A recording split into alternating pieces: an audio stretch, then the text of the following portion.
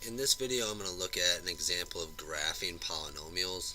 So to graph polynomials, there's really four things we need to find. We need to find the zeros of the polynomial. We need to figure out how the graph acts at each zero.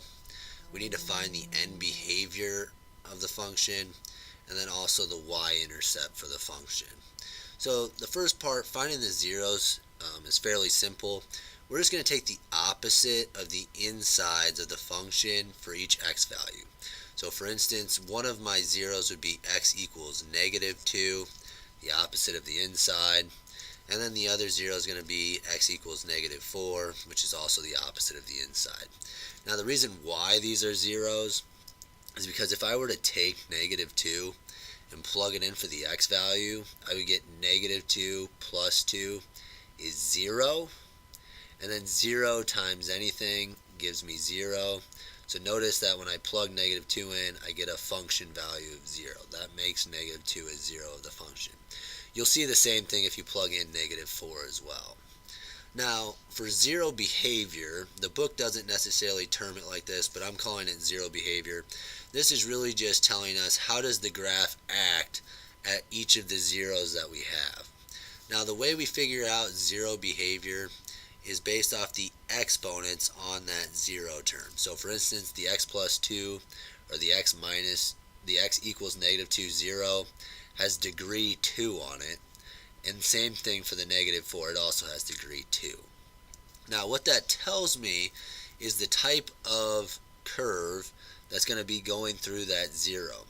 If you remember from one of the previous videos, if I have degree 1, that graph will act linear. If I have degree 2, the graph will act quadratic.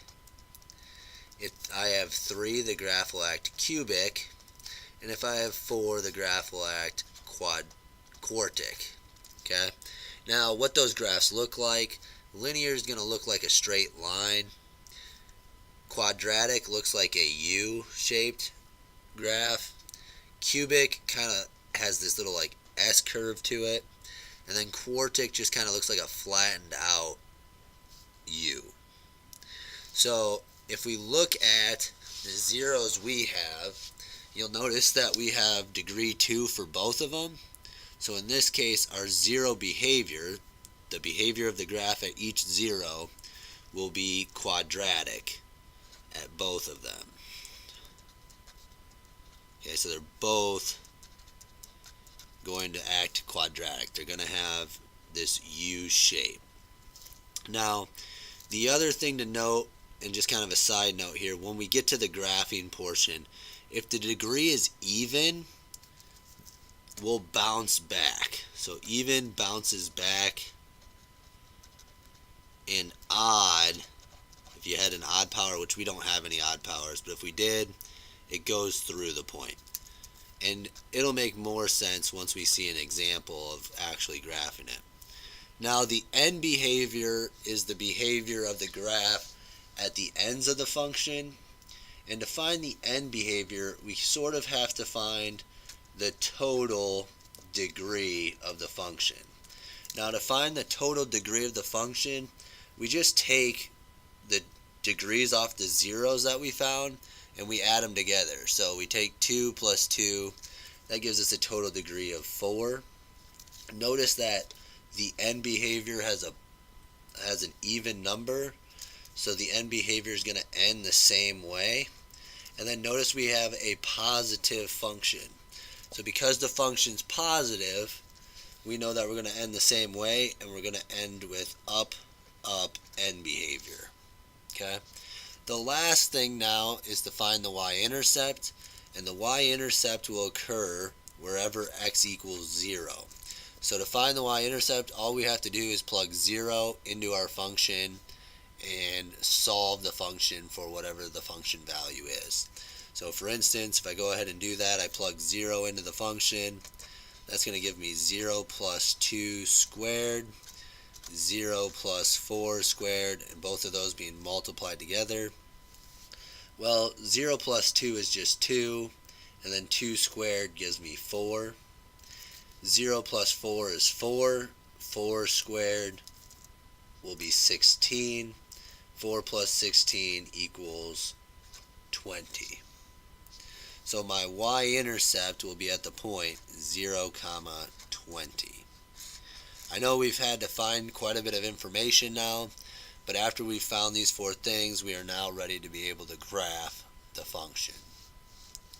So if I sketch a graph down below here, so let me just make a quick sketch of what we're looking at. We know our zeros, okay, our zeros are the same thing as our x-intercepts, are going to fall at -2 and at -4. Okay, so our two zeros are over here. And then we know that through those points, the end behavior is going to be up, up. So on the outsides of our graph, we know we're going to be going up. We also know that it's going to act like a quadratic when it hits those points. So as the line approaches this 0, it's going to hit the point, it's going to bounce back, and it's going to act quadratic. It's then at some point going to curve back down. It's going to approach -2, and it's going to bounce back again. And then it's going to finish going upwards. Now, where does it cross this y-axis? Well, it's going to cross that at our y-intercept, which in this case will be 0, 20. So our graph will look roughly something like this. Now, some side notes.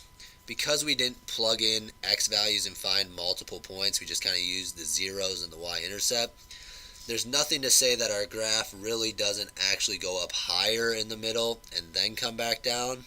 In order to figure out how high our graph actually goes in the middle, we would need to plug in some other values to get a better idea of what the graph is doing. However, I'm not worried about that in this video. The main ideas that I want to get across is how to find the zeros of the function, how to find the zero behavior, how is the graph acting at both of those zeros, how to find the end behavior for the graph, and then use the y-intercept to kind of make a rough sketch of what the graph should look like.